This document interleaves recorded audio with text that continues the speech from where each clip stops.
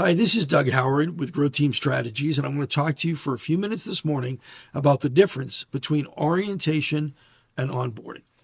So when we bring somebody in after going through, challenging hiring process and interviewing them and checking their background and going through all the steps to get them to the point of accepting an offer, and now it's time for them to start.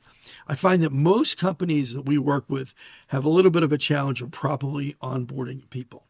And it makes such a difference in their ability to succeed and getting off to a good start. So orientation is really getting them to fill out that initial paperwork, explaining how they log into our system, where they're going to work, some of the things that they need to know just about the logistics of the business, going through the employee handbook, understanding how to ask for time off or whatever it happens to be. Those are all part of the orientation process. And most companies do that reasonably well.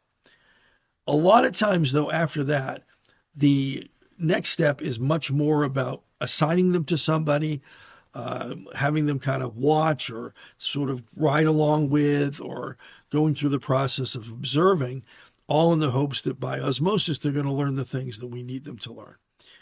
Onboarding looks at a 30, 60, and 90-day period of time, and it is very clear about what we want them to know and what we want them to be able to do at the end of each of those intervals.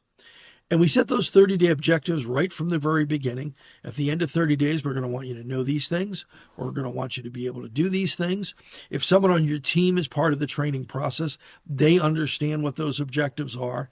And at the end of those 30 days, we truly evaluate how well someone has done during that period of time. Have they put in the right effort? Do they know the things that they should? Are they able to do the things that they should be able to do? If not, it's not necessarily the end of the world. It may be that some of those objectives go on to our 60-day list, along with other things that we want them to know and be able to do at the end of 60 days. And we repeat that process again at the end of 90 days. Sometimes at the end of 90 days, that orientation followed by onboarding hasn't gotten them all the way where they need to be, and that onboarding process needs to be extended. But at the very least, when a good, capable candidate comes into our company, we want to meet them with a plan and with structure and a good understanding of how they're going to spend their time over those first 90 days and what that expectation is. We have an onboarding guide that we use to kind of help people plan that process. Be happy to share that with you, or just to talk to you about your onboarding process and where the opportunities are maybe to bring that up a notch and improve the success that you have with new hires. So you can reach me at doug.howard@growthteams.com. Hope this was helpful information, and I hope you're being really successful in the way you're onboarding your next hire.